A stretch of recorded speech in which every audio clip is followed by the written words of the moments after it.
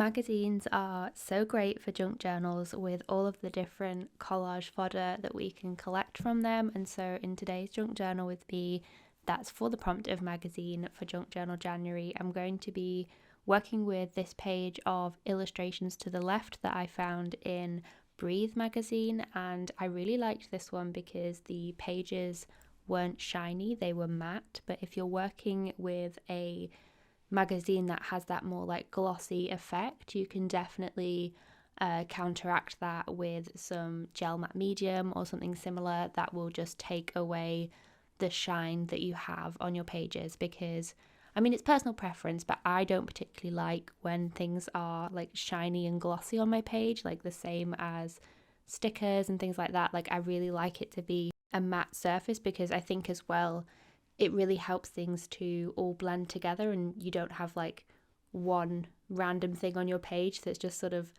like shining. So that's how I like to use them when I do use them in my journals. And so I was really looking forward to using these like botanical illustrations that I'd found. If you've been following along with the series, you might recognize them because I did actually pull them out a few journal pages back and thought that I might use it within my journal, but then I kind of chickened out a little bit because I thought maybe it was too bold and bright and it didn't quite fit in with the page that I was working on. But I think because on the right hand side I have that pink page that I've included within my journal and that's sort of peeking through and showing up on this page, I thought let's just play into it and let's try something a little bit brighter. But I'm really enjoying the contrast between having a few bold elements and then really sticking to the neutrals that I normally include within my journals. And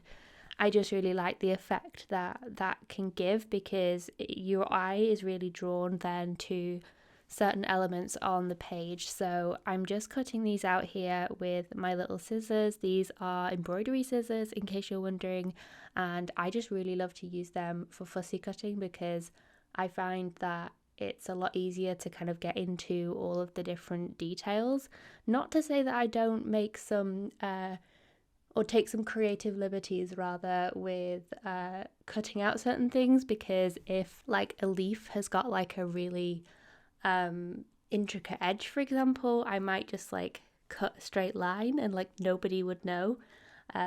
Or sometimes if there's like a particular section that's like really like intricate and detailed, I will just like cut it off and like nobody's gonna know.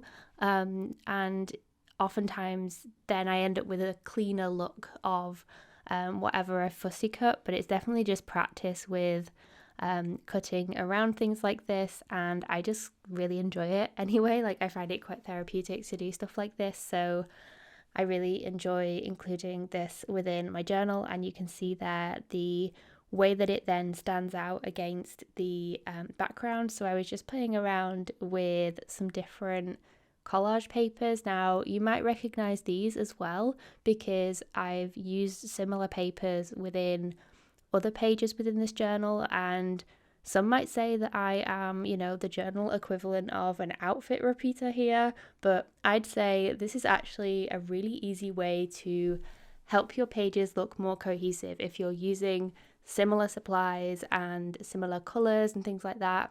You get that like continuity between your journal and you can kind of see like a bit of a thread running through them all. So I really enjoy doing that, and it's also a lot easier because I can have just like a pile of papers to the side, which, cleverly you can't see within this shot.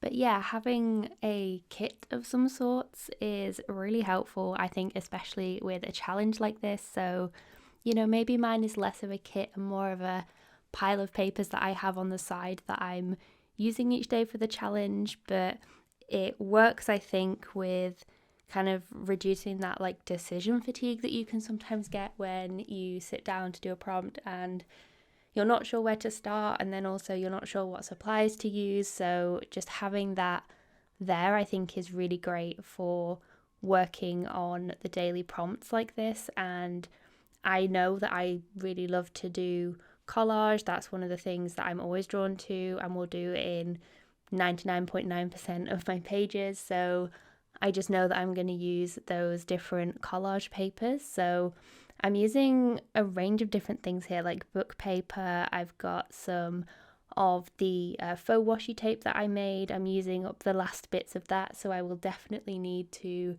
make some more of that because I really enjoyed having that again as just something to pull from and have like ready to use for this. I'm also using some little scraps of packing tape as well. And so once I was happy with the layout of the collage that I was working on this extended page, I then decided to come in and do some mark making, so just with like pencils and neo colours.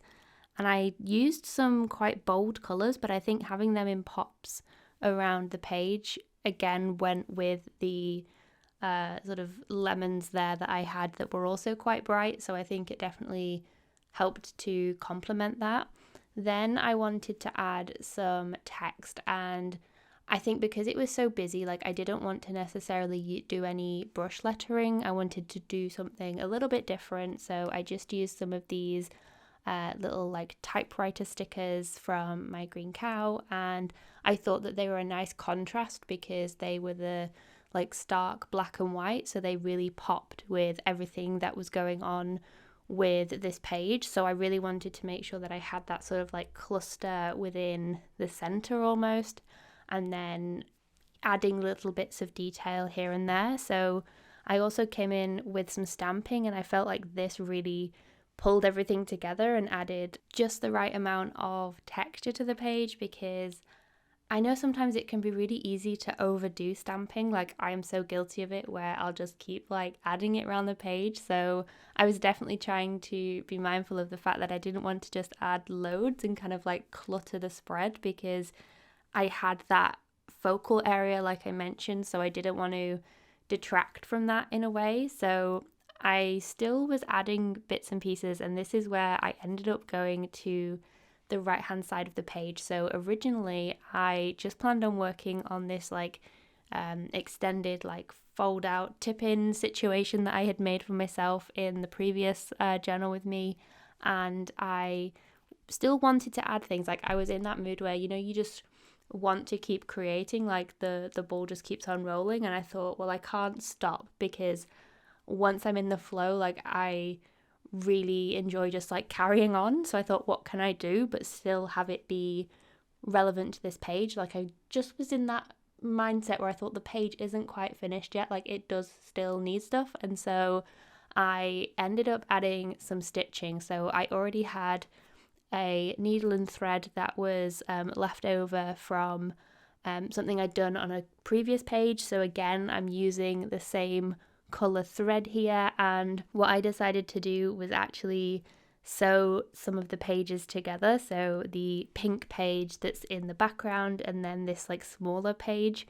So I added some stitching down the bottom here, which I really liked as a bit of detail, like some interest with the hand stitching. I just did some really loose like crisscrosses, like nothing perfect, and I ended up making an accidental pocket, because then I came in afterwards and added a bit of collage like on the top. So I didn't realize that I was actually making a pocket here, but that's what I've ended up with. So I have in this journal now quite a few different pockets that I need to make things to go inside of, because we can't be having just empty pockets within this junk journal. But I figured I could sew this down because I had tipped in a few pages, so I was almost thinking, well, I need to lessen some of the other pages, because otherwise I'm going to have too many pages in this journal, and I want, hopefully, fingers crossed, I want the prompts to all fit neatly within the pages that I have done for this journal. Like when I made it, I counted out how many papers I would need for like the number of spreads, but like as we've seen, when I've been creating these pages, like I end up like tipping things in and having different ideas, and like that's just how it goes. So I hoped that this would sort of help in one way with that, but I think it's maybe a symptom of the fact that I've chosen a different size journal, like the smaller one. Like I am really enjoying working in the smaller size, but then it's filling up quite quickly, so I'm like tipping things in and stuff like that. But I'm definitely loving all of the different papers. Like when I bound it, I tried to make like a conscious effort to pick lots of different like patterns and like sizes of pages as well, and give it that really scrappy feel. And I think that it's working really well with the style of journaling that I'm ending up doing throughout this challenge. So I technically added a second focal point here. Like I just couldn't stop looking at the oranges that I had taken from the magazine. So I thought, why not have two? Like I can just have the text on the left hand side for that one, and then this one I actually just left it alone and just had it as an image that was across the page that had multiple different papers all built up. But I just really love the way that turned out on the page, and I think it kind of shows that you don't need to add loads and loads of stuff sometimes for a page to pull together. I did, of course, though, have to add some white pen detailing, because how can I not? So if you haven't seen that pen before, it's a white Uniball Signo. It's one of my go-tos. I need to get the broader tip as well, because I've only got the thinner one at the minute. My broader tip ran out, and I just really love it for adding detailing to a page. So this is how the full spread turned out. As you can see, I've got that like folded element, which I'm really loving on this journal, the more like interactive look to it. So that is my page for the prompt of magazine. I hope you enjoyed journaling along with me.